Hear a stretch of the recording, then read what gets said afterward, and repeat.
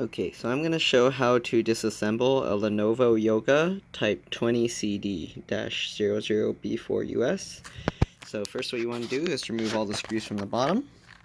So 1, 2, 3, 4, 5, 6, 7, 8, 9, 10. Okay. Once you remove the 10 screws, it's pretty simple to pop open. You just slide your finger here through the edge of this piece. It curves around.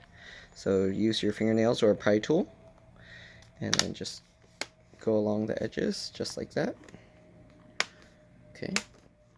Pulling on the bottom to kind of tip it forward. Once you do that, you can get to the back, slide your hand around, and then you can pull it and it comes off pretty easy. If it doesn't come out that easily, just slide your hand around the whole edge and it'll come out. Alright. There's not really much in here that you can do. You can put an SSD in the hard drive slot. It's pretty simple. There's just the two screws here. After you remove the two screws, you can lift this slightly and pull it back, and this will come out of the slot.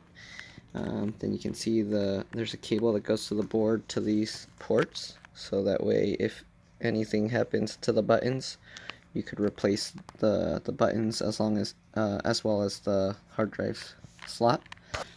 Okay, then you got a connector here. I believe this is for the speakers. Got the battery connector, trackpad connector. This is for the little nub mouse track pointer thing. Then the keyboard. You got this connector. Can't really tell what that's for. Oh, it goes down to here. So it goes for I believe those are the LED lights on the front. Okay, and then you got the CMOS battery. Cable runs all the way, it goes under here. The hinge system's a little bit tricky to remove, but you can see it has all the screws. The wireless card. Made several videos where I removed the antennas, so if you need that, just check some of my other videos. Then you got the touchscreen connector here, and you got the LCD connector here. And there's this connector. Actually, that's for the speaker.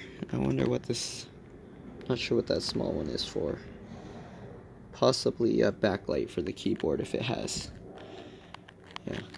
But, yeah. That's pretty much it. You can't really upgrade much except for the SSD on this. The RAM is soldered in on the other side.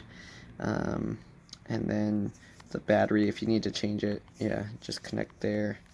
And make sure no screws. There's one screw holding it here. But other than that, yeah, that's pretty much it.